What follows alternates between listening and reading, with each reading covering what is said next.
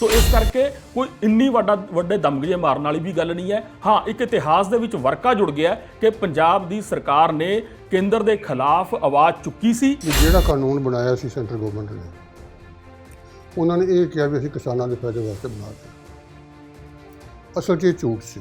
ਕੁੱਲ ਮਿਲਾ ਕੇ ਆਖਰੀ ਗੱਲ ਇਹ ਹੈ ਕਿ ਜੇਕਰ ਰਾਸ਼ਟਰਪਤੀ ਸਾਹਿਬ ਇਹਨਾਂ ਬਿੱਲਾਂ ਦੇ ਉੱਤੇ ਮੋਹਰ ਲਾਉਂਦੇ ਨੇ ਤਾਂ ਕਾਨੂੰਨ ਬਣਦੇ ਨੇ, ਪਰ ਜੇ ਮੋਹਰ ਲੱਗ ਜਾਂਦੀ ਹੈ ਤਾਂ ਇਹ ਕਾਨੂੰਨ ਪੰਜਾਬ ਵਿੱਚ ਘੱਟੋ ਘੱਟ ਲਾਗੂ ਮੰਨੇ ਜਾਣਗੇ।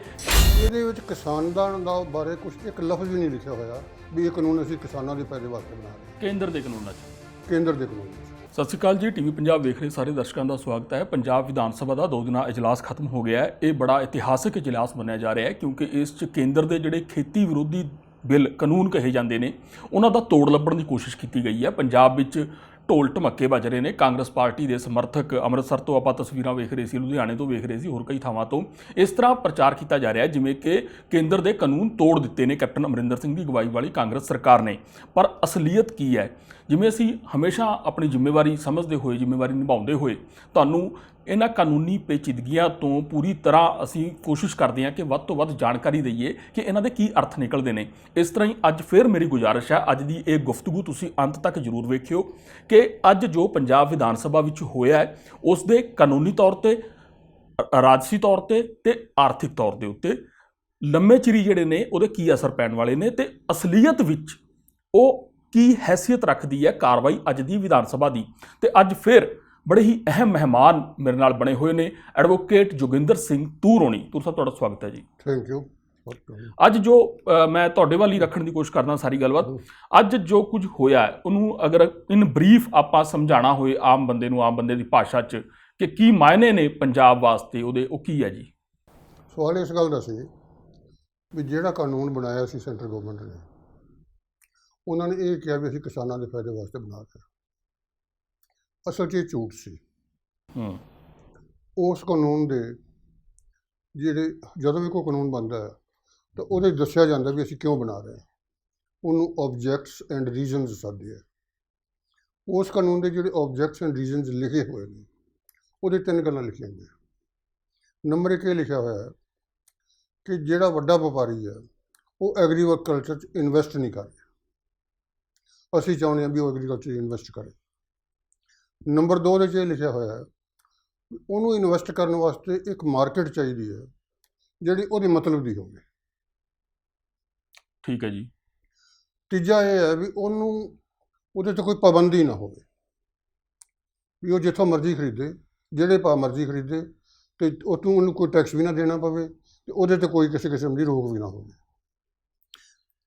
ਇਹਦੇ ਵਿੱਚ ਕਿਸਾਨਾਂ ਦਾ ਬਾਰੇ ਕੁਝ ਇੱਕ ਲਫ਼ਜ਼ ਵੀ ਨਹੀਂ ਲਿਖਿਆ ਹੋਇਆ ਵੀ ਇਹ ਕਾਨੂੰਨ ਅਸੀਂ ਕਿਸਾਨਾਂ ਦੇ ਫਾਇਦੇ ਵਾਸਤੇ ਬਣਾ ਰਹੇ ਹਾਂ। ਕੇਂਦਰ ਦੇ ਕਾਨੂੰਨਾਂ 'ਚ, ਕੇਂਦਰ ਦੇ ਕਾਨੂੰਨਾਂ 'ਚ ਸਾਫ਼ ਲਿਖਿਆ ਹੋਇਆ ਹੈ ਵੀ ਅਸੀਂ ਵਪਾਰੀਆਂ ਵਾਸਤੇ ਬਣਾ ਰਹੇ ਹਾਂ। ਅਸੀਂ ਇਹ ਸਮਝਦੇ ਰਹੇ, ਲੋਕਾਂ ਨੂੰ ਇਹ ਦੱਸਦੇ ਰਹੇ ਨੇ ਉਹ ਕਿ ਇਹ ਅਸੀਂ ਕਿਸਾਨਾਂ ਵਾਸਤੇ ਬਣਾ ਰਹੇ ਹਾਂ, ਕਿਸਾਨਾਂ ਦੀ ਬਿਹਤਰੀ ਵਾਸਤੇ ਬਣਾ ਰਹੇ ਹਾਂ। ਨੰਬਰ 2, ਜਿਹੜਾ ਕਾਨੂੰਨ ਬਣਾਇਆ ਉਹ ਅੱਗੇ ਆਪਾਂ ਇਹਦੀ ਚਰਚਾ ਕਰ ਚੁੱਕੇ ਹਾਂ। ਬਿਲਕੁਲ, ਉਹ ਦੁਬਾਰਾ ਦੁਹਰਾਉਣ ਦੀ ਲੋੜ ਜੀ। ਆਪਾਂ ਅੱਜ ਦੀ ਗੱਲ ਕਰੀਏ, ਅੱਜ ਹੋਇਆ, ਅੱਜ ਜੋ ਕੁਝ ਹੋਇਆ, ਅੱਜ ਸਰਕਾਰ ਨੇ ਜਿਹੜੇ ਕਦਮ ਚੁੱਕੇ ਨੇ ਇਹ ਕਿਸੇ ਹੱਦ ਤੱਕ ਠੀਕ ਨੇ। ਪਹਿਲੇ ਨੰਬਰ 'ਤੇ ਜਿਹੜਾ ਐਸੈਂਸ਼ੀਅਲ ਕਮੋਡਿਟੀ ਐਕਟ ਇਹਨਾਂ ਨੇ ਬਦਲਿਆ ਸੀਗਾ, ਉਹਦੇ 'ਚ ਇਹ ਕਰ ਦਿੱਤਾ ਸੀਗਾ ਵੀ ਵਪਾਰੀਆਂ ਦੇ ਕਿਸੇ ਕਿਸਮ ਦਾ ਕੋਈ ਕੰਟਰੋਲ ਆਰਡਰ ਨਹੀਂ ਹੋਏਗਾ। ਜ਼ਰੂਰੀ ਵਸਤਾਂ ਕਾਨੂੰਨ, ਜ਼ਰੂਰੀ ਵਸਤਾਂ ਕਾਨੂੰਨ 'ਚ ਵੀ ਕੋਈ ਕੰਟਰੋਲ ਆਰਡਰ ਨਹੀਂ ਹੋਏਗਾ। ਉਹ ਜਿੰਨਾ ਚਾਹੁਣ ਸਟਾਕ ਕਰਨ, ਜਿੱਥੇ ਮਰਜ਼ੀ ਲੈ ਕੇ ਜਾਣ, ਇੱਥੇ ਰੱਖਣ ਜਾਂ ਐਕਸਪੋਰਟ ਕਰਨ, ਉਹਨਾਂ ਨੂੰ ਖੁੱਲ੍ਹੀ ਛੁੱਟੀ ਹੋਏਗੀ, ਸਰਕਾਰ ਵੱਲੋਂ ਕੋਈ ਪਾਬੰਦੀ ਨਹੀਂ ਹੋਏਗੀ। ਅੱਜ ਇਹਨਾਂ ਨੇ ਐਸੈਂਸ਼ੀਅਲ ਕਮੋਡਿਟੀ ਐਕਟ ਵਿੱਚ ਕੋਈ ਇਹ ਕੀਤਾ ਹੈ ਕਿ ਜਿਹੜੀ ਸੂਬਾ ਸਰਕਾਰ ਹੈ, ਪੰਜਾਬ ਗੌਰਮੈਂਟ, ਇਹਨੂੰ ਹੱਕ ਹੈ ਕਿ ਵਪਾਰੀਆਂ 'ਤੇ ਉਸ ਕਿਸਮ ਦੀ ਪਾਬੰਦੀ ਜਿਹੜੀ ਐਸੈਂਸ਼ੀਅਲ ਕਮੋਡਿਟੀ ਐਕਟ ਵਿੱਚ ਲਿਖੀਆਂ ਹੋਈਆਂ ਨੇ ਵੀ ਉਹ ਪਾਬੰਦੀਆਂ ਲਾ ਸਕੇਗੀ। ਠੀਕ। ਇੱਕ ਤਾਂ ਉਹਨਾਂ ਨੇ ਕਿ ਉਹ ਮਨਮਰਜ਼ੀ ਨਾਲ ਜਮਾਖੋਰੀ ਨਹੀਂ ਕਰ ਸਕਣਗੇ। ਹਾਂ, ਮਨਮਰਜ਼ੀ ਨਾਲ ਉਹ ਵੱਡੀ ਮਾਤਰਾ ਦੇ ਵਿੱਚ ਅਨਾਜ ਨਹੀਂ ਖਰੀਦ ਸਕਣਗੇ। ਉਹ ਸਾਰੀਆਂ ਪਾਬੰਦੀਆਂ ਜਿਹੜੀਆਂ ਅਗਰ ਪੰਜਾਬ ਦਾ ਸਰਕਾਰ ਦਾ ਅੱਜ ਦਾ ਜੋ ਬਿੱਲ ਹੈ ਉਹ ਰਾਸ਼ਟਰਪਤੀ ਦੀ ਮੋਹਰ ਨਾਲ ਕਾਨੂੰਨ ਦੇ ਵਿੱਚ ਬਦਲ ਜਾਂਦਾ ਹੈ ਤਾਂ ਉਹ ਕੇਂਦਰ ਦਾ ਜਿਹੜਾ ਕਾਨੂੰਨ ਹੈ ਇਸ ਬਾਰੇ ਉਹ ਜਿਹੜਾ ਹੈਗਾ ਬੇਅਰਥ ਹੋ ਜਾਂਦਾ ਘੱਟੋ ਘੱਟ ਪੰਜਾਬ ਵਿੱਚ। ਫਿਰ ਪੰਜਾਬ ਦਾ ਕਾਨੂੰਨ ਲਾਗੂ ਹੋਏਗਾ ਜੀ, ਪੰਜਾਬ ਦਾ ਕਾਨੂੰਨ ਲਾਗੂ, ਫਿਰ ਪੰਜਾਬ ਦਾ ਕਾਨੂੰਨ ਲਾਗੂ ਹੋਏਗਾ। ਸੋ ਇਹ ਠੀਕ ਕਦਮ ਹੈ। ਦੂਜਾ ਉਹਨਾਂ ਨੇ ਇਹ ਕੀਤਾ ਹੈ ਕਿ ਜਿਹੜੀ ਮੰਡੀ ਹੈ, ਜਿਹੜੀ ਓਪਨ ਮਾਰਕੀਟ ਵੀ ਹੈ, ਉਹਦੇ ਵਿੱਚ ਵੀ ਸਰਕਾਰ ਜੇ ਚਾਹੇ ਤਾਂ ਪਾਬੰਦੀਆਂ ਲਾ ਸਕਦੀ ਹੈ। ਰੈਗੂਲੇਟ ਕਰ ਸਕਦੀ ਹੈ ਉਹਨੂੰ, ਜੀ ਉਹਦੇ ਤੇ ਫੀਸ ਜਿਹੜੀ ਲੱਗਣੀ ਹੈ ਉਹ ਲਾ ਸਕਦੀ ਹੈ। ਤੇ ਉਹ ਜਿਹੜਾ ਉਹਨਾਂ ਨੇ ਉਹ ਸੈਂਟਰ ਦੇ ਕਾਨੂੰਨ 'ਚ ਲਿਖਿਆ ਹੋਇਆ ਹੈ ਵੀ ਉਹਨਾਂ ਤੇ ਕੋਈ ਕਿਸੇ ਕਿਸਮ ਦਾ ਕੋਈ ਚਾਰਜ ਨਹੀਂ ਹੋਏਗਾ, ਕੋਈ ਫੀਸ ਨਹੀਂ ਹੋਏਗੀ, ਕੋਈ ਟੈਕਸ ਨਹੀਂ ਹੋਏਗਾ। ਜਦੋਂ ਕਿ ਜਿਹੜਾ APMC ਐਕਟ ਹੈ ਉਹਦੇ 'ਚ ਇਹ ਲਿਖਿਆ ਹੋਇਆ ਹੈ ਵੀ ਇਹ ਜਿਹੜੇ ਖਰਚੇ ਨੇ ਉਹ ਸਾਰੇ ਵਪਾਰੀ ਨੇ ਦੇਣੇ ਨੇ। APMC ਜਿਹੜਾ ਹੈਗਾ ਐਗਰੀਕਲਚਰਲ ਮਾਰਕੀਟਿੰਗ ਪ੍ਰੋਡਿਊਸ ਐਕਟ, ਆਪਾਂ ਥੋੜਾ ਜਿਹਾ ਦੱਸਦੇ ਵੀ ਚੱਲੀਏ, ਮੰਡੀਕਰਨ ਬਾਰੇ ਹੈ ਜੋ ਮੰਡੀਕਰਨ ਬਾਰੇ। ਜੀ ਜੀ ਪਲੀਜ਼ ਵਕੀਲ ਸਾਹਿਬ ਵਾਲੀ ਜੀ। ਉਹਦੇ 'ਚ ਇਹ ਲਿਖਿਆ ਹੋਇਆ ਹੈ ਕਿ ਇਹ ਜਿਹੜੇ ਸਾਰੇ ਖਰਚੇ ਨੇ, ਟੈਕਸ ਨੇ, ਸੈਸ ਹੈ, ਉਹ ਵਪਾਰੀ ਨੇ ਦੇਣੇ ਨੇ ਜੀ। ਇਹ ਲੋਕਾਂ ਨੂੰ ਇਹ ਕਹਿੰਦੇ ਰਹੇ ਨੇ ਕਿ ਜਿਹੜੇ ਖਰਚੇ ਕਿਸਾਨ ਤੇ ਪੈਂਦੇ ਨੇ ਅਸੀਂ ਉਹ ਹਟਾ ਦਿੱਤੇ ਨੇ ਜੀ। ਇਹ ਵੀ ਇੱਕ ਝੂਠ ਸੀਗਾ, ਕਿਉਂਕਿ ਕਿਸਾਨ ਤੇ ਤਾਂ ਪੈਂਦੇ ਹੀ ਨਹੀਂ, ਉਹ ਤਾਂ ਪੈਂਦੇ ਵਪਾਰੀ ਤੇ ਪੈਂਦੇ ਜਿਹਨੇ ਖਰੀਦਣਾ, ਖਰੀਦਦਾਰ ਤੇ ਪੈਂਦੇ ਜੀ ਜੀ। ਸੋ ਇਹਨਾਂ ਨੇ ਲੋਕਾਂ ਨੂੰ ਇਹ ਕਹਿ ਕੇ ਭਰਮਾਉਣ ਦੀ ਕੋਸ਼ਿਸ਼ ਕੀਤੀ ਕਿ ਜਿਹੜੇ ਤੁਹਾਡੇ ਤੇ ਟੈਕਸ ਲੱਗਦਾ ਸੀ ਉਹ ਅਸੀਂ ਨਹੀਂ ਜਿਹੜਾ ਲੱਗਣ ਨਹੀਂ ਦੇਵਾਂਗੇ ਜੀ। ਕਿਸਾਨ ਨੂੰ ਸਿਰਫ ਜਿਹੜਾ ਲੱਗਦਾ ਹੈ ਉਹ ਜਿਹੜੀ ਹੈ ਪੱਲੇਦਾਰੀ ਜਾਂ ਮਜ਼ਦੂਰੀ ਹੈ ਉਹ ਦੇਣੀ ਪੈਂਦੀ ਹੈ। ਬਾਕੀ ਜਿਹੜੇ ਸੈਸ ਹੈ ਤੇ ਕਮਿਸ਼ਨ ਹੈ, ਆੜ੍ਹਤੀਏ ਦੇ ਕਮਿਸ਼ਨ ਹੈ, ਜਿਹੜਾ ਉਹ ਦੂਜਾ ਹੈ, ਉਹ ਸਾਰੇ ਉਹਨੂੰ ਵਪਾਰੀ ਖਰੀਦਦਾਰ ਹੈ ਉਹਨੂੰ ਦੇਣੇ ਪੈਂਦੇ ਨੇ ਜੀ। ਦੂਜਾ ਇਹਨਾਂ ਨੇ ਇਹ ਕੀਤਾ। ਤੀਜਾ ਜਿਹੜਾ ਇੱਕ ਹੋਰ ਜਿਹੜਾ ਇੰਪੋਰਟੈਂਟ ਕਦਮ ਹੈ ਉਹ ਇਹ ਹੈ ਕਿ ਜਿਹੜੀ ਘੱਟੋ ਘੱਟ ਕੀਮਤ ਹੈ ਉਹਨੂੰ ਡਿਫਾਈਨ ਕੀਤਾ ਵੀ ਜਿਹੜੀ ਮਿਨੀਮਮ ਸਪੋਰਟ ਪ੍ਰਾਈਸ ਕੀ ਹੈ, ਉਹਨੂੰ ਡਿਫਾਈਨ ਕਰਕੇ ਇਹ ਗੱਲ ਕਹੀ ਹੈ ਕਿ ਜਿਹੜੀ ਕੇਂਦਰ ਨਿਸ਼ਚਿਤ ਕਰੇਗਾ ਉਹ ਮਿਨੀਮਮ ਸਪੋਰਟ ਪ੍ਰਾਈਸ ਮੰਨੀ ਜਾਏਗੀ। ਫਿਰ ਨਾਲ ਇੱਕ ਇਹ ਐਡ ਕੀਤਾ ਹੈ ਕਿ ਜੇਕਰ ਕੋਈ ਵਪਾਰੀ ਕਿਸਾਨ ਨੂੰ ਮਜਬੂਰ ਕਰਦਾ ਹੈ ਘੱਟ ਪੈਸਿਆਂ ਦੇ ਵੇਚਣ ਵਾਸਤੇ ਜੀ ਤਾਂ ਉਹਨੂੰ 3 ਸਾਲ ਦੀ ਸਜ਼ਾ ਹੋਏਗੀ ਜੀ। ਇਹ ਸੁਜੈਸ਼ਨ ਜਿਹੜੀ ਸੀ ਮੈਂ ਆਪਣੇ ਆਰਟੀਕਲ 'ਚ ਵੀ ਦਿੱਤੀ ਸੀਗੀ, ਤੇ ਮੱਧ ਪ੍ਰਦੇਸ਼ ਨੇ ਆਲਰੇਡੀ ਇੱਕ ਕੀਤਾ ਹੋਇਆ, ਇਸ ਬਾਰੇ ਕਾਨੂੰਨ ਪਾਸ ਕੀਤਾ ਹੋਇਆ ਜੀ। ਇਹਨਾਂ ਨੇ ਅੱਜ ਉਹ ਜਿਹੜਾ ਕਾਨੂੰਨ ਪਾਸ ਕੀਤਾ ਹੈ ਸਾਰਿਆਂ ਨੇ ਵੈਲਕਮ ਕੀਤਾ ਵੀ ਇਸ ਤਰੀਕੇ ਨਾਲ ਜਿਹੜੀ ਇਹਨਾਂ ਘੱਟ ਤੋਂ ਘੱਟ ਜਿਹੜੀ ਸਾਡੀ ਮਿਨੀਮਮ ਸਪੋਰਟ ਪ੍ਰਾਈਸ ਹੈ ਇਹ ਅਸ਼ੋਰ ਹੋ ਜਾਂਦੀ ਹੈ, ਇਹ ਸਾਨੂੰ ਮਿਲਦੀ ਰਹੇਗੀ ਜੀ। ਕਿਉਂਕਿ ਜਿਹੜਾ ਵਪਾਰੀ ਡਰੇਗਾ ਇਸ ਗੱਲ ਤੋਂ ਵੀ ਉਹ ਐਕਸਪਲੋਇਟ ਨਹੀਂ ਕਰ ਸਕੇਗਾ ਜੀ। ਇਸ ਦੀ ਜਿਹੜੀ ਹੈ ਕਿ ਆਮ ਜਿਹੜੀ ਲੋਕਾਂ ਵੱਲੋਂ ਜਿਹਨੂੰ ਆਪਾਂ ਕਹਿੰਦੇ ਹਾਂ ਵੀ ਚੰਗੀ ਤਰ੍ਹਾਂ ਰਿਸੀਵ ਕੀਤਾ ਗਿਆ ਜੀ। ਸੋ ਮੇਨ ਤਾਂ ਜਿਹੜੇ ਨੇ ਮੁੱਦੇ ਜਿਹੜੇ ਅੱਜ ਵਾਲੇ ਨੇ ਇਹ ਨੇ ਜੀ। ਆਪਾਂ ਹੁਣ ਤੱਕ ਜਿਹੜੀ ਗੁਫ਼ਤਗੂ ਐਡਵੋਕੇਟ ਤੂਰ ਨਾਲ ਕੀਤੀ ਹੈ ਉਹਦੇ 'ਚ ਆਪਾਂ ਇਹ ਜਾਣਨ ਦੀ ਕੋਸ਼ਿਸ਼ ਕੀਤੀ ਹੈ ਕਿ ਪੰਜਾਬ ਵਿਧਾਨ ਸਭਾ ਦੇ ਵਿੱਚ ਸੱਤਾਧਾਰੀ ਧਿਰ ਕਾਂਗਰਸ ਨੇ ਸਰਬਸੰਮਤੀ ਨਾਲ ਸਿਵਾਏ ਭਾਰਤੀ ਜਨਤਾ ਪਾਰਟੀ ਦੇ 2 ਵਿਧਾਇਕ ਜੋ ਕਿ ਗੈਰ ਹਾਜ਼ਰ ਰਹੇ ਨੇ, ਉਹ ਉਹਨਾਂ ਤੋਂ ਇਲਾਵਾ ਬਾਕੀ 115 ਦੇ 15 ਚਾਹੇ ਅਕਾਲੀ ਦਲ ਦੇ ਸੀਗੇ, ਭਾਵੇਂ ਆਮ ਆਦਮੀ ਪਾਰਟੀ ਦੇ ਸੀਗੇ, ਭਾਵੇਂ ਆਮ ਆਦਮੀ ਪਾਰਟੀ ਦੇ ਬਾਗੀ ਸੀਗੇ ਸੁਖਪਾਲ ਸਿੰਘ ਖਹਿਰਾ ਹੋਣੀ, ਉਹ ਸਾਰੇ ਸਰਕਾਰ ਦੇ ਹੱਕ 'ਚ ਖੜੇ ਤੇ ਰਾਜ ਭਵਨ ਦੇ ਵਿੱਚ ਜਿਹੜਾ ਬਿਜਲੀ ਵਾਲਾ ਇੱਕ ਮਤਾ ਸੀ ਤੇ ਜੋ 3 ਬਿੱਲ ਜਿਹੜੇ ਕਿ ਰਾਸ਼ਟਰਪਤੀ ਕੋਲ ਜਾਣੇ ਨੇ ਸਿੱਧੇ, ਕਿਉਂਕਿ ਉਹ ਕੇਂਦਰ ਨਾਲ ਜਿਹੜੀ ਹੈਗੀ ਆ ਕੰਟਰਾਡਿਕਸ਼ਨ 'ਚ ਨੇ, ਇਸ ਕਰਕੇ ਰਾਸ਼ਟਰਪਤੀ ਦੀ ਮੋਹਰ ਲੱਗਣੀ ਜ਼ਰੂਰੀ ਆ ਉਹਨਾਂ ਦੇ ਉੱਤੇ, ਨਾ ਕਿ ਰਾਜਪਾਲ ਦੀ। ਤਾਂ ਉਹ ਉਸ ਬਾਰੇ ਜਾਣੂ ਕਰਵਾਉਣ ਵਾਸਤੇ ਕਿ ਸਰਕਾਰ ਦੀ ਹੈਸੀਅਤ ਕੀ ਹੈ, ਸਰਕਾਰ ਦੀ ਸਥਿਤੀ ਕੀ ਹੈ ਕੇਂਦਰੀ ਕਾਨੂੰਨਾਂ ਨੂੰ ਲੈ ਕੇ, ਤੇ ਇਸ ਬਾਰੇ ਕੇਂਦਰ ਨੂੰ ਜਾਣੂ ਕਰਵਾ ਦਿੱਤਾ ਜਾਏ। ਇਸ ਵਾਸਤੇ ਹੁਣੇ ਪੰਜਾਬ ਦੇ ਮੁੱਖ ਮੰਤਰੀ ਕੈਪਟਨ ਅਮਰਿੰਦਰ ਸਿੰਘ ਦੇ ਨਾਲ ਅਕਾਲੀ ਦਲ ਤੇ ਆਮ ਆਦਮੀ ਪਾਰਟੀ ਤੇ ਦੂਜੇ ਜਿਹੜੇ ਨੇ ਵਿਧਾਇਕ ਨੇ ਉਹਨਾਂ ਦੇ ਨੁਮਾਇੰਦੇ ਉਹ ਸਾਰੇ ਰਾਜ ਭਵਨ 'ਚ ਮੋਢੇ ਨਾਲ ਮੋਢਾ ਜੋੜ ਕੇ ਗਏ ਸੀ। ਹੁਣ ਤੱਕ ਦੀ ਗੁਫ਼ਤਗੂ ਅਸੀਂ ਇੱਥੇ ਮੁਕਾਈ ਹੈ। ਹੁਣ ਗੱਲ ਕਰਨੀ ਬਣਦੀ ਹੈ ਕਿ ਕੀ ਰਾਸ਼ਟਰਪਤੀ ਸਿੱਧੇ ਤੌਰ ਦੇ ਉੱਤੇ ਇਹਨਾਂ ਬਿੱਲਾਂ ਦੇ ਉੱਤੇ ਮੋਹਰ ਲਾ ਕੇ ਇਹਨਾਂ ਨੂੰ ਕਾਨੂੰਨ ਬਣਾ ਦੇਣਗੇ ਜਾਂ ਹਾਲੇ ਵੀ ਕੋਈ ਅੜਿੱਕਾ ਬਾਕੀ ਹੈ। ਇਸ ਬਾਰੇ ਐਡਵੋਕੇਟ ਤੂਰ ਹੋਣੀ ਹੋਰ ਜਾਣਕਾਰੀ ਦੇਣਗੇ ਤੁਹਾਨੂੰ।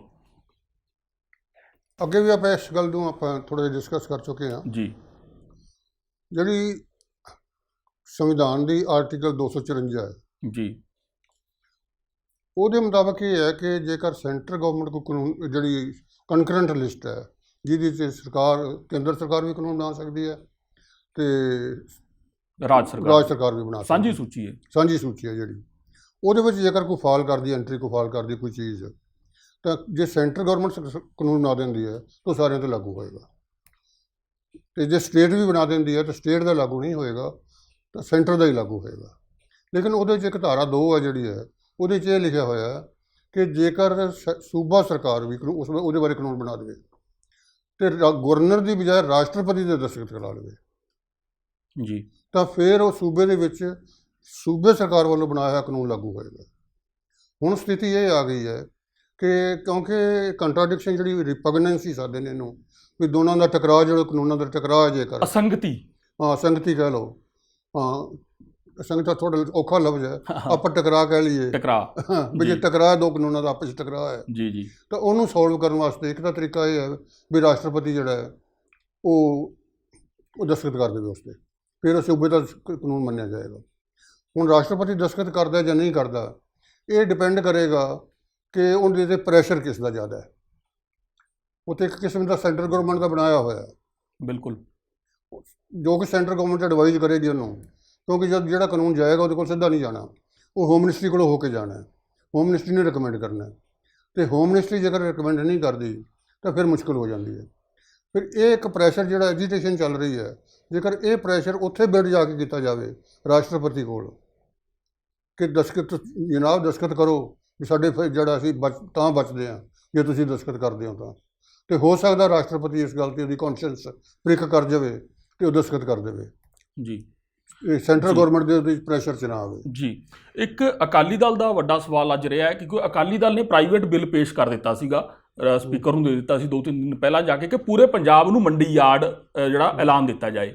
ਇਸ ਦੇ ਕੀ ਇਹ ਮਾਨੇ ਜਿਹੜੇ ਅਕਾਲੀ ਦਲ ਦੇ ਇਹ ਜੋ ਮੰਗ ਸੀਗੀ, ਕਿ ਇਹ ਉਹਦੀ ਪੂਰਤੀ ਕਰਦੀ ਹੈ ਜੋ ਅੱਜ ਦੀ ਕਾਰਵਾਈ ਹੈ, ਜੋ ਅੱਜ ਬਿੱਲ ਲਿਆਂਦੇ ਗਏ ਨੇ? ਜੇ ਤੁਸੀਂ ਸਾਰੇ ਪੰਜਾਬ ਨੂੰ ਮੰਡੀ ਡਿਕਲੇਅਰ ਕਰ ਦਿੰਦੇ ਹੋ, ਉਹਦਾ ਕੀ ਹੋਏਗਾ ਜੀ? ਇੱਕ ਤਾਂ ਹੈਗਾ ਵੀ ਹੁਣ ਜਿਹੜੀ ਰੈਗੂਲੇਟਡ ਮੰਡੀਆਂ ਨੇ, ਉੱਥੇ ਤੁਹਾਡਾ ਪੱਲੇਦਾਰ ਵੀ ਨੇ, ਤੁਹਾਡੇ ਤੋਲਣ ਵਾਲੇ ਵੀ ਨੇ, ਤੁਹਾਡੇ ਜਿਹੜੇ ਇੰਸਪੈਕਟਰ ਵੀ ਬੈਠੇ ਨੇ, ਅਤੇ ਤੁਹਾਡੇ ਵਪਾਰੀ ਵੀ ਉੱਥੇ ਆਉਂਦੇ ਨੇ, ਤੁਹਾਡੇ ਆੜ੍ਹਤੀਏ ਵੀ ਉੱਥੇ ਨੇ, ਇੱਕ ਸੈਂਟਰ ਬਣਿਆ ਹੋਇਆ ਜੀ ਉਹਦਾ ਜਿਹੜਾ ਓਪਰੇਸ਼ਨ ਦਾ। ਜੀ, ਅਤੇ ਜੇ ਆਪਾਂ ਸਾਰੇ ਪੰਜਾਬ ਨੂੰ ਕਰ ਦਿੰਦੇ ਹਾਂ ਤਾਂ ਕਿਸੇ ਦੇ ਖੇਤਾਂ 'ਚ ਜਾ ਕੇ ਮੰਡੀ ਕੋ ਬਣਾ ਲੈਂਦਾ, ਉੱਥੇ ਕੋਈ ਰੈਗੂਲੇਟਡ ਨਹੀਂ ਨਾ ਹੋਏਗੀ, ਫਿਰ ਉਹਦਾ ਰੈਗੂਲੇਸ਼ਨ ਕਿਵੇਂ ਹੋਏਗਾ? ਕਿਉਂਕਿ ਇੱਕ ਪਾਸੇ ਤਾਂ ਅਪੋਜ਼ ਕਰ ਰਹੇ ਨੇ ਕਿ ਜਿਹੜਾ ਪ੍ਰਾਈਵੇਟ ਯਾਰਡ ਹੈ ਨਹੀਂ ਬਣਨਾ ਚਾਹੀਦਾ, ਪ੍ਰਾਈਵੇਟ ਮੰਡੀ, ਅਤੇ ਕਾਂਗਰਸ ਦੇ ਦੋਸ਼ ਲਾ ਰਹੇ ਨੇ ਕਿ ਤੁਸੀਂ ਜਿਹੜਾ 2017 'ਚ ਅਮੈਂਡਮੈਂਟ ਕੀਤੀ ਸੀ ਜਾਂ 2007 'ਚ ਕੀਤੀ ਸੀਗੀ, 2007 'ਚ ਪਹਿਲਾਂ, ਸਭ ਤੋਂ ਪਹਿਲਾਂ 2005 'ਚ ਜੀ 2005 'ਚ ਕੀਤੀ ਸੀ, ਸੈਕਸ਼ਨ 7 ਉਦੋਂ ਜਿਹੜਾ ਸੀ ਅਮੈਂਡਮੈਂਟ ਕੀਤੀ ਗਈ ਸੀ, ਅਤੇ ਉਹਦੇ 'ਚ ਇਹ ਕਿਹਾ ਗਿਆ ਕਿ ਪ੍ਰਾਈਵੇਟ ਮੰਡੀ ਯਾਰਡ ਵੀ ਬਣ ਸਕਦੇ ਨੇ, ਪਰ ਜੇਕਰ ਪ੍ਰਾਈਵੇਟ ਮੰਡੀ ਯਾਰਡ ਬਣਾਉਣਾ ਹੋਵੇ ਕਿਸੇ ਨੇ ਤਾਂ ਉਹਨੂੰ ਸਰਕਾਰ ਕੋਲੋਂ ਲਾਇਸੈਂਸ ਲੈਣਾ ਪਏਗਾ, ਸਰਕਾਰ ਉਸ 'ਤੇ ਰੈਗੂਲੇਸ਼ਨ ਜਿਹੜੇ ਨੇ ਉਹ ਲਾਗੂ ਕਰੇਗੀ, ਉਹਨਾਂ ਨੂੰ ਟੈਕਸ ਦੇਣਾ ਪਏਗਾ, ਉਹ ਜਿਹੜੀਆਂ ਪਾਬੰਦੀਆਂ ਨੇ ਐਕਟ ਦੇ ਅੰਦਰ ਉਹ ਸਾਰੀਆਂ ਉਹਨਾਂ ਨੂੰ ਮੰਨਣੀਆਂ ਪੈਣਗੀਆਂ, ਜਿਹੜਾ ਪ੍ਰਾਈਵੇਟ ਯਾਰਡ ਵੀ ਜੇਕਰ ਬਣਦਾ ਜੀ। ਅਤੇ ਇਸ ਤਰੀਕੇ ਨਾਲ ਜੇਕਰ ਸਾਰੇ ਪੰਜਾਬ ਨੂੰ ਮੰਡੀ ਡਿਕਲੇਅਰ ਕਰ ਦਿੱਤਾ ਜਾਂਦਾ ਹੈ ਤਾਂ ਉਹਨੂੰ ਸਾਰਿਆਂ ਨੂੰ ਰੈਗੂਲੇਟ ਕਰਨਾ ਬੜਾ ਔਖਾ ਹੋ ਜਾਏਗਾ ਜੀ, ਕਿ ਫਾਇਦਾ ਉਹਦਾ ਹੋਣਾ ਨਹੀਂ ਕੋਈ ਜੀ। ਦੂਜਾ, ਆਮ ਆਦਮੀ ਪਾਰਟੀ ਜਿਹੜੀ ਮੁੱਖ ਵਿਰੋਧੀ ਧਿਰ ਹੈ, ਉਹਦਾ ਇੱਕ ਸਵਾਲ ਹੈ ਕਿ ਜਿਹੜੀ ਘੱਟੋ ਘੱਟ ਸਮਰਥਨ ਮੁੱਲ ਹੈ, ਸਰਕਾਰ ਤਾਂ ਕਹਿੰਦੀ ਹੈ ਕਿ ਘੱਟੋ ਘੱਟ ਸਮਰਥਨ ਮੁੱਲ ਤੋਂ ਥੱਲੇ ਨਹੀਂ ਖਰੀਦ ਸਕੋਗੇ, ਕੋਈ ਖਰੀਦੇਗਾ ਤਾਂ 3 ਸਾਲ ਤੱਕ ਦੀ ਸਜ਼ਾ, ਪਰਚਾ ਹੋਣਾ ਤੈਅ ਹੈ ਉਹਦੇ 'ਤੇ। ਜੇਕਰ ਕੇਂਦਰ ਦੀ ਜਿਹੜੀ FCI ਦੀ ਜਿਹੜਾ ਪੂਲ ਹੈ ਉਹ ਖਤਮ ਹੋ ਜਾਂਦਾ, ਜਿੰਨੀ ਖਰੀਦ ਕਰਨੀ ਹੈ ਉਹਨੇ, ਚਾਹੇ ਰਾਜ ਸਰਕਾਰ ਰਾਹੀਂ ਕਰਨੀ ਹੈ, ਉਸ ਤੋਂ ਬਾਅਦ ਜੋ ਜਿਣਸ ਬਚਦੀ ਹੈ ਕਿਸਾਨ ਦੀ, ਤਾਂ ਉਹ ਖਰੀਦਣੀ ਯਕੀਨੀ ਬਣਾਵੇ ਰਾਜ ਸਰਕਾਰ।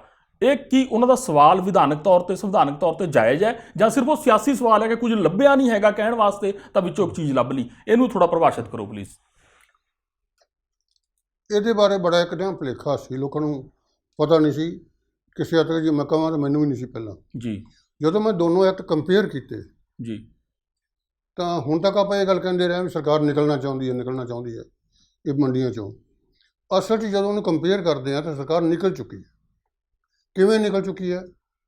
ਇਹਨਾਂ ਨੇ ਜਿਹੜੀ ਡੈਫੀਨੇਸ਼ਨ ਪਰਿਭਾਸ਼ਾ ਦਿੱਤੀ ਹੈ ਵੀ ਖਰੀਦਦਾਰ ਕੌਣ ਹੋਏਗਾ ਜੀ, ਉਹਦੇ ਵਿੱਚ ਜਿਹੜੇ 8 ਖਰੀਦਦਾਰ ਸੀਗੇ ਪਹਿਲਾਂ, ਉਹਦੇ 'ਚ ਇੰਡੀਵਿਜੂਅਲ ਹੋ ਗਿਆ, ਕੋਆਪਰੇਟਿਵ ਸੁਸਾਇਟੀ ਹੋ ਗਈ, ਜੀ, ਫਰਮ ਹੋ ਗਈ, ਉਹਨਾਂ ਦੇ ਵਿੱਚ ਉਹਨਾਂ ਦੇ ਨਾਲ 2 ਹੋਰ ਸੀਗੀਆਂ, ਪਬਲਿਕ ਸੈਕਟਰ ਅੰਡਰਟੇਕਿੰਗ ਅਤੇ ਗਵਰਨਮੈਂਟ ਏਜੰਸੀ, ਇਹ ਵੀ ਖਰੀਦਦਾਰ ਨੇ। ਜਿਹੜਾ ਹੁਣ ਇਹਨਾਂ ਨੇ ਕਾਨੂੰਨ ਬਣਾਇਆ ਉਹਦੇ ਵਿੱਚ ਖਰੀਦਦਾਰ ਦੀ ਡੈਫੀਨੇਸ਼ਨ ਦੇ ਵਿੱਚੋਂ ਪਬਲਿਕ ਸੈਕਟਰ ਅੰਡਰਟੇਕਿੰਗ ਅਤੇ ਗਵਰਨਮੈਂਟ ਏਜੰਸੀ ਕੱਢ ਦਿੱਤੀਆਂ ਨੇ।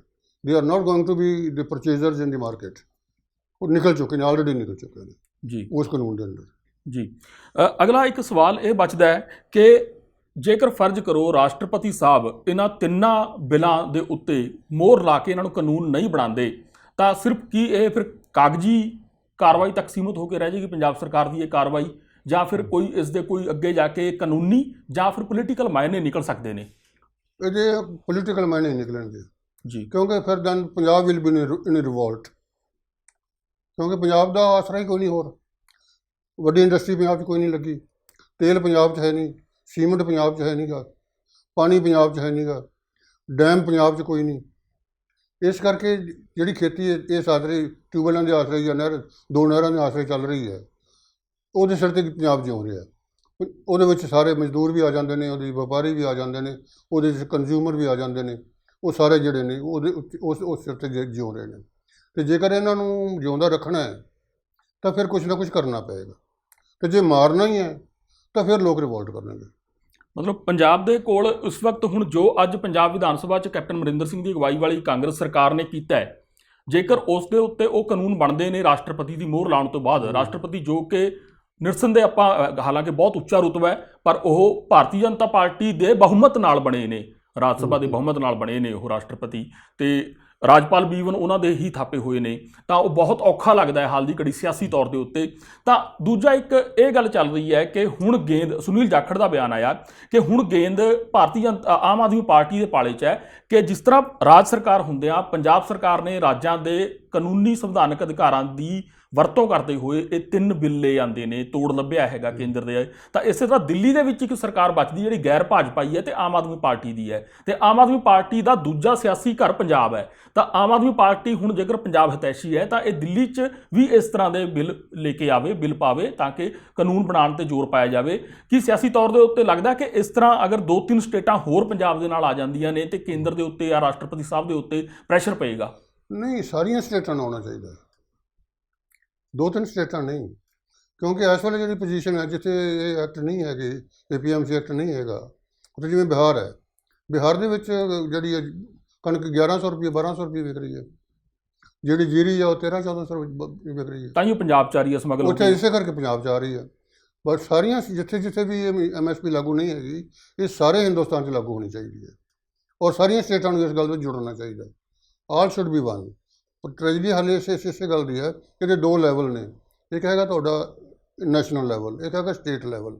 ਸਟੇਟ ਐਕਟਿਵ ਹੈ ਇਸ ਲਈ, ਹਰਿਆਣਾ ਐਕਟਿਵ ਹੈ, ਪੰਜਾਬ ਐਕਟਿਵ ਹੈ, ਤੇ UP ਦਾ ਪੱਛਮੀ ਜਿਹੜਾ ਹਿੱਸਾ ਹੈ ਉਹ ਐਕਟਿਵ ਹੈ, ਬਾਕੀ ਅਜੇ ਨਹੀਂ ਹੈਗੇ, ਤੇ ਇਹਦੇ ਲੋੜ ਸਾਰਿਆਂ ਨੂੰ ਹੈ ਇਸ ਵੇਲੇ।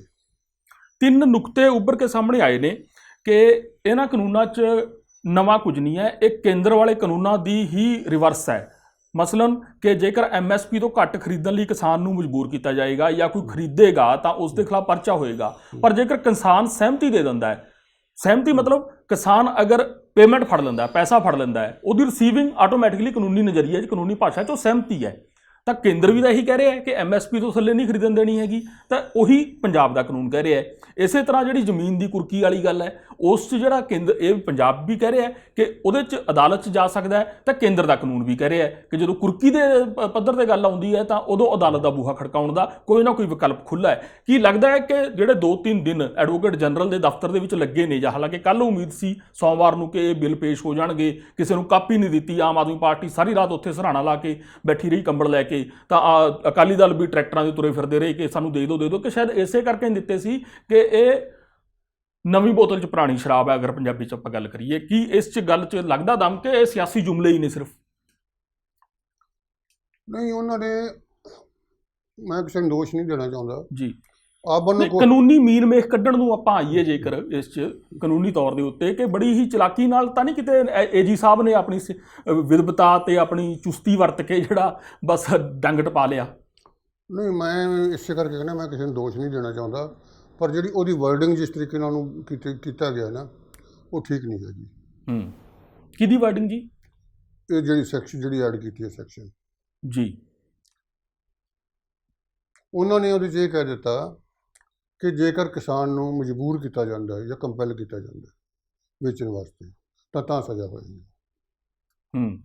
ਇਹ ਤਾਂ ਬੜਾ ਹੀ ਮਜਬੂਰ ਕਿ ਬਿਲਕੁਲ ਜੀ ਬਿਲਕੁਲ, ਇਹ ਅਸਲੀ ਗੱਲ ਤੇ ਮੈਨੂੰ ਲੱਗਦਾ ਆਪਾਂ ਹੁਣ ਆਏ ਆ ਕਿ ਜੋ ਭਾਸ਼ਾ ਵਰਤੀ ਗਈ ਹੈ ਅੱਜ ਦੇ ਜੋ ਬਿੱਲ ਲੈ ਕੇ ਆਂਦੇ, ਖਾਸ ਕਰ ਜਿਹਦੇ 'ਚ MSP ਤੋਂ ਘੱਟ ਦੇਣ ਵਾਸਤੇ ਅਗਰ ਕਿਸਾਨ ਨੂੰ ਮਜਬੂਰ ਕੀਤਾ, ਤੁਹਾਨੂੰ ਫੇਰ ਨਾ ਕਿਉਂਕਿ ਐਂਕਰ ਜਹਾਂ ਟਾਈਮ ਲੈਂਦਾ, ਪਰ ਕਿਉਂਕਿ ਵਕੀਲ ਸਾਹਿਬ ਥੋੜਾ ਬੋਲਦੇ ਨੇ ਇਸ ਕਰਕੇ ਮੈਨੂੰ ਡਿਟੇਲ 'ਚ ਜਾਣਾ ਪੈਂਦਾ ਹੈ, ਤੇ ਉਹਦੇ 'ਚ ਮੈਂ ਐਕਸਪਲੇਨ ਕਰਦਾ। ਹਾਂ ਪਲੀਜ਼ ਮੈਂ ਐਕਸਪਲੇਨ ਕਰਦਾ ਜੀ। ਇੱਕ ਆਮ ਜਿਹੜੀ ਕਹਾਵਤ ਹੈ ਨਾ ਕਾਨੂੰਨ ਦੇ ਵਿੱਚ ਜੀ, ਉਹ ਇਹ ਚੱਲਦੀ ਹੈ, ਆਈ ਐਮ ਪਾਰਲੀਮੈਂਟਸ ਡਰਾਫਟਸਮੈਨ ਜੀ, I write nation's laws. For half of the litigation, I am the cause. ਉਹ ਇੱਥੇ ਅਪਲਾਈ ਹੁੰਦਾ, ਇੱਥੇ ਅਪਲਾਈ ਹੁੰਦਾ ਥੋੜਾ ਜਿਹਾ। ਹੁਣ ਆਪ ਹੀ ਇਹਨੂੰ ਉਹਦੇ 'ਚ ਵੀ ਦੱਸ ਤੂੰ, ਮੈਂ ਤਾਂ ਸਮਝ ਗਿਆ ਕੀ ਕਰੇ ਹੋ। ਹੁਣ ਇਸ ਤਰ੍ਹਾਂ ਹੈ ਕਿ ਇਹ ਲਿਖ ਦਿੱਤਾ ਵੀ ਜੇ ਕੰਪੈਲ ਕੀਤਾ ਜਾਂਦਾ ਤਾਂ ਵਪਾਰੀ ਕਹੂਗਾ ਮੈਂ ਤਾਂ ਆਪ ਦਿੱਤਾ, ਮੈਂ ਤਾਂ ਕੁਝ ਨਹੀਂ ਕਿਹਾ। ਮਤਲਬ ਕਿ ਚੋਰ ਮੋਰੀ ਮੈਂ ਤਾਂ ਕੰਪੈਲ ਨਹੀਂ ਕੀਤਾ। ਕਾਨੂੰਨੀ ਚੋਰ ਮੋਰੀ ਜਿਹੜੀ ਛੱਡਤੀ ਗਈ ਹਾਂ, ਹੈ। ਜਿਹੜੀ ਉਹਦੀ ਹੈ ਨਾ, ਉਹਦੀ ਲੈਂਗੁਏਜ ਇਹ ਹੋਣੀ ਚਾਹੀਦੀ ਸੀਗੀ ਕਿ ਮਜਬੂਰ ਕਿਸਾਨ ਜਿਹਦੇ ਕੋਲ ਹੋਰ ਕੋਈ ਆਲਟਰਨੇਟਿਵ ਨਹੀਂ ਹੈਗਾ, ਕਿੱਥੇ ਵੇਚੇ ਉਹ, ਤੇ ਵੇਚਣ ਘੱਟ ਕੀਮਤ ਤੇ ਵੇਚਣ ਨੂੰ ਰਾਜੀ ਹੋ ਜਾਂਦਾ ਹੈ, ਤਾਂ ਇਹ ਸਮਝਿਆ ਜਾਏਗਾ ਕਿ ਉਹਦਾ ਰਾਈਟ ਖੋਇਆ ਗਿਆ, ਰਾਈਟ ਜਿਹੜਾ ਇਕਨੋਮਿਕ ਰਾਈਟ ਹੈ ਉਹ ਖੋਇਆ ਗਿਆ ਹੈ, ਤੇ ਇਹ ਐਕਸਟੋਰਸ਼ਨ ਦੀ ਡੈਫੀਨੇਸ਼ਨ ਚਾਹੁੰਦਾ ਹੈ ਜੀ। ਕੁੱਲ ਮਿਲਾ ਕੇ ਕੁਝ ਹੋਰ ਤਾਂ ਨਹੀਂ ਜੀ, ਕੋਈ ਨੁਕਤਾ ਰਹਿ ਗਿਆ ਆਪਾਂ ਵਿਚਾਰਨ ਵਾਲਾ? ਨਹੀਂ, ਆਲਮੋਸਟ ਹੋ ਹੀ ਗਿਆ ਜੀ। ਕੁੱਲ ਮਿਲਾ ਕੇ ਗੱਲ ਇਹ ਬਣਦੀ ਹੈ ਕਿ ਕੈਪਟਨ ਸਾਹਿਬ ਇੰਨੀ ਵੀ ਸ਼ਾਬਾਸ਼ੀ ਦੇ ਹੱਕਦਾਰ ਨਹੀਂ ਹੈਗੇ, ਕਿਉਂਕਿ ਜੋ ਭਾਸ਼ਾ, ਜਿਸ ਭਾਸ਼ਾ 'ਚ ਕਾਨੂੰਨ ਗੁੰਦਿਆ ਹੈ ਨਹੀਂ ਉਸ 'ਚ ਨਾ, ਮੈਂ ਕੈਪਟਨ ਨੂੰ ਦੋਸ਼ ਨਹੀਂ ਦੇ ਰਿਹਾ ਇਹਦੇ 'ਚ, ਜੀ, ਨਾ ਕਿਸੇ ਐਮਐਲਏ ਨੂੰ ਦੇ ਰਿਹਾ, ਕਿਉਂਕਿ ਜਿਹਨੇ ਡਰਾਫਟ ਕੀਤਾ ਹੈ, ਜਿਹਨੂੰ ਦੇ ਰਹੇ ਹੋ ਮੈਂ ਸਮਝ ਗਿਆ ਜੀ। ਜਿਹਨੇ ਡਰਾਫਟ ਕੀਤਾ ਹੈ, ਜੀ ਜੀ ਜੀ, ਹਾਂ, ਉਹਨੂੰ ਦੇ ਰਿਹਾ, ਹਾਂ, ਕਿਉਂਕਿ ਉਹ ਨਾ, ਜੋ ਮੈਂ ਕਹਿ ਰਿਹਾ, ਦਰਜੀ ਨੂੰ ਦੋਸ਼ ਹੈ, ਜਿਹਨੂੰ ਵੀ ਕਹਿ ਰਹੇ ਜਿਹਨੇ ਕੁੜਤਾ ਸੀਤਾ ਹੈ ਉਹਨੂੰ ਦੋਸ਼ ਹੈ, ਹਾਂ। ਉਹਨੇ ਕਿਉਂਕਿ ਖੀਸੇ। ਇਹਨਾਂ ਨੂੰ ਤਾਂ ਜਿਹੜੇ ਐਮਐਲਏ ਨੇ, ਵਜ਼ੀਰ ਨੇ, ਇੰਟੈਲੀਜੈਂਟ ਬੰਦੇ ਨੇ, ਜੀ but they have no time ਕਿ ਉਹਦਾ ਕੱਲਾ ਲਫ਼ਜ਼ ਪੜ੍ਹਨ ਦਾ ਕੀ ਮਤਲਬ ਕੀ ਨਿਕਲਦਾ। ਜੀ ਜੀ ਜੀ ਉਹ ਤਾਂ ਲਿਆ ਕੇ ਰਾਤ ਨੂੰ 9:30 ਵਜੇ ਦਸਤਖਤ ਕਰਾਏ ਆ। ਜੀ। ਸੋ ਜਿਹੜੇ ਦਰਜੀ ਨੇ ਕੁੜਤਾ ਸੀਤਾ ਹੈ ਉਹਨੇ ਖੀਸਾ ਤਾਂ ਰੱਖਤਾ, ਪਰ ਥੱਲੇ ਉਹਨੂੰ ਖੁੱਲਾ ਛੱਡ ਗਿਆ ਹੈ, ਜਿਹਦਾ ਮਤਲਬ ਸਿੱਧਾ ਇਹ ਨਿਕਲਦਾ ਹੈ ਕਿ ਜੇ ਕਿਸਾਨ ਨੂੰ ਕੋਈ ਮਜਬੂਰ ਕਰੇਗਾ ਤਾਂ ਉਹਦੇ ਤੇ ਪਰਚਾ ਹੋਣਾ ਹੈ, ਤੇ ਕਿਸਾਨ ਜੇਕਰ ਆਪ ਮਜਬੂਰ ਹੈ ਦੇਣ ਨੂੰ, ਯਾਰ ਮੇਰੀ ਚੱਕੋ ਜਣਸ ਯਾਰ ਇਹਦਾ ਵਿਕਦੀ ਨਹੀਂ ਪਈ, ਉੱਤੋਂ ਮੌਸਮ ਖਰਾਬ ਹੋਈ ਜਾਂਦਾ ਹੈ, ਤੇ ਉਹ ਉੱਥੇ ਉਹਦੀ ਮਜਬੂਰੀ ਕਿਤੇ ਨਹੀਂ, ਕਿਉਂਕਿ ਕਾਨੂੰਨੀ ਭਾਸ਼ਾ ਦੇ ਵਿੱਚ ਜਦੋਂ ਤੁਸੀਂ ਪੈਸਾ ਫੜ ਲਿਆ ਕਿਸੇ ਵੀ ਰੂਪ 'ਚ, ਰਿਸੀਵਿੰਗ ਦੇਤੀ, ਤਾਂ ਉਹ ਤੁਹਾਡੀ ਸਹਿਮਤੀ ਹੈ ਤੇ ਉੱਥੇ ਤੁਹਾਡੀ ਮਜਬੂਰੀ ਨਹੀਂ ਹੈਗੀ। ਸੋ ਇਸ ਕਰਕੇ ਕੋਈ ਇੰਨੀ ਵੱਡੇ ਦਮਗਜੇ ਮਾਰਨ ਵਾਲੀ ਵੀ ਗੱਲ ਨਹੀਂ ਹੈ। ਹਾਂ, ਇੱਕ ਇਤਿਹਾਸ ਦੇ ਵਿੱਚ ਵਰਕਾ ਜੁੜ ਗਿਆ ਕਿ ਪੰਜਾਬ ਦੀ ਸਰਕਾਰ ਨੇ ਕੇਂਦਰ ਦੇ ਖਿਲਾਫ ਆਵਾਜ਼ ਚੁੱਕੀ ਸੀ, ਤੇ ਉਹ ਆਵਾਜ਼ ਬੜੇ ਦਮਖਮ ਨਾਲ ਚੁੱਕੀ ਹੈ, ਤੇ ਕਾਨੂੰਨੀ ਤੌਰ ਦੇ ਉੱਤੇ ਇੱਕ ਸ਼ਰੀਕ ਕਾਨੂੰਨ ਖੜੇ ਕਰਤੇ ਨੇ, ਕੇਂਦਰੀ ਕਾਨੂੰਨਾਂ ਦੇ ਸ਼ਰੀਕ ਦੇ ਤੌਰ ਦੇ ਉੱਤੇ ਇੱਕ ਆਪਣੇ ਕਾਨੂੰਨ ਖੜੇ ਕਰ ਦਿੱਤੇ ਨੇ ਰਾਸ਼ਟਰਪਤੀ ਸਾਹਿਬ। ਜੀ ਜੀ, ਮੈਂ ਐਡ ਕਰ ਦਿਆਂ ਕਿ ਇਹ ਜਿਹੜਾ ਦੋਸ਼ ਹੈ ਨਾ ਡਰਾਫਟਿੰਗ ਦਾ, ਇਹ ਇਹੋ ਜਿਹਾ ਨਹੀਂ ਹੈਗਾ ਵੀ ਠੀਕ ਨਹੀਂ ਕੀਤਾ ਜਾ ਸਕਦਾ। ਠੀਕ ਹੋ ਸਕਦਾ ਹੈ, ਇਹ ਠੀਕ ਹੋ ਸਕਦਾ ਹੈ। ਆਪਾਂ ਇਹਨੂੰ ਸਰਕਾਰ ਨੂੰ ਦੋਸ਼ ਨਾ ਦੇਈਏ, ਸਰਕਾਰ ਨੇ ਆਪਣੇ ਵੱਲੋਂ ਕੋਸ਼ਿਸ਼ ਕੀਤੀ ਹੈ ਜੀ, ਵੀ ਅਸੀਂ ਕਿਸੇ ਤਰੀਕੇ ਨਾਲ ਜਿਹੜੇ ਕਿਸਾਨਾਂ ਦੇ ਰਾਈਟਸ ਨੇ ਪ੍ਰੋਟੈਕਟ ਕਰ ਲਈਏ। ਜੀ ਜੀ, ਪਰ ਜੇਕਰ ਡਰਾਫਟਿੰਗ 'ਚ ਕੋਈ ਮਾੜੀ ਮੋਟੀ ਨੁਕਸ ਹੈ ਜੀ, ਤਾਂ ਉਹਨੂੰ ਠੀਕ ਕੀਤਾ ਜਾ ਸਕਦਾ, ਕੋਈ ਗੱਲ ਨਹੀਂ, ਅਮੈਂਡ ਕੀਤਾ ਜਾ ਸਕਦਾ, ਉਹਨੂੰ ਸੋਧਿਆ ਜਾ ਸਕਦਾ। ਜੀ ਜੀ ਜੀ, there is always scope for this. ਜੀ ਜੀ ਜੀ ਜੀ। ਸੋ ਇਸੇ ਨੋਟ ਦੇ ਨਾਲ ਮੇਰੇ ਖਿਆਲ 'ਚ ਗੱਲਬਾਤ ਆਪਾਂ ਸਾਰੀ ਨਿਬੇੜ ਲਈ ਹੈ, ਤੇ ਆਪਾਂ ਤੁਹਾਡੇ ਤੋਂ ਵਿਦਾ ਲੈਂਦੇ ਆ, ਤੇ ਤੁਹਾਡੇ ਹੁੰਗਾਰੇ ਦੀ ਹਮੇਸ਼ਾ ਹੀ ਤਰ੍ਹਾਂ ਉਡੀਕ ਰਹੇਗੀ। ਬੜਾ ਸਿਹਤਮੰਦ ਹੁੰਗਾਰਾ ਪਿਛਲੀ ਵਾਰ ਵੀ ਤੁਹਾਡਾ ਮਿਲਿਆ, ਤੇ ਅੱਜ ਅਸੀਂ ਇਹ ਸਾਰੀਆਂ ਗੱਲਾਂ ਨਿਬੇੜੀਆਂ ਨੇ ਕਿ ਅੱਜ ਵਿਧਾਨ ਸਭਾ ਦੇ ਵਿੱਚ ਕੀ ਹੋਇਆ ਤੇ ਉਹਦੇ ਅਰਥ ਕੀ ਨਿਕਲਦੇ ਨੇ, ਕੀ ਉਸ 'ਚ ਕਾਨੂੰਨੀ ਮੀਨਮੇਖ ਹੈ, ਅਸੀਂ ਉਹ ਵੀ ਕੱਢਣ ਦੀ ਕੋਸ਼ਿਸ਼ ਕੀਤੀ ਹੈ। ਕੁੱਲ ਮਿਲਾ ਕੇ ਆਖਰੀ ਗੱਲ ਇਹ ਹੈ ਕਿ ਜੇਕਰ ਰਾਸ਼ਟਰਪਤੀ ਸਾਹਿਬ ਇਹਨਾਂ ਬਿੱਲਾਂ ਦੇ ਉੱਤੇ ਮੋਹਰ ਲਾਉਂਦੇ ਨੇ ਤਾਂ ਕਾਨੂੰਨ ਬਣਦੇ ਨੇ, ਪਰ ਜੇ ਮੋਹਰ ਲੱਗ ਜਾਂਦੀ ਹੈ ਤਾਂ ਇਹ ਕਾਨੂੰਨ ਪੰਜਾਬ ਵਿੱਚ ਘੱਟੋ ਘੱਟ ਲਾਗੂ ਮੰਨੇ ਜਾਣਗੇ। ਇਸੇ ਨੋਟ ਦੇ ਨਾਲ ਅਸੀਂ ਤੁਹਾਡੇ ਤੋਂ ਵਿਦਾ ਲੈਂਦੇ ਹਾਂ। ਸਤਿ ਸ਼੍ਰੀ ਅਕਾਲ ਜੀ। ਮੈਂ ਨਿਰਮਲ ਮਾਨ, ਊੜਾ ਟੈਕਸ ਸੈਟਲਮੈਂਟ ਤੋਂ। ਇਹ ਤੁਸੀਂ ਵੀਡੀਓ ਦੇਖ ਰਹੇ ਸੀ ਟੀਵੀ ਪੰਜਾਬ ਦੇ ਉੱਤੇ। ਇਹੋ ਜਿਹੇ ਹੋਰ ਜਾਣਕਾਰੀ ਭਰਪੂਰ ਵੀਡੀਓ ਦੇਖਣ ਵਾਸਤੇ ਟੀਵੀ ਪੰਜਾਬ ਦੇ ਚੈਨਲ ਨੂੰ ਸਬਸਕ੍ਰਾਈਬ ਕਰੋ, ਤੇ ਨਾਲ ਹੇਠ ਦਿੱਤੇ ਹੋਏ ਬੈਲ ਆਈਕਨ ਦੇ ਬਟਨ ਦਬਾਓ। ਸਤਿ ਸ਼੍ਰੀ ਅਕਾਲ।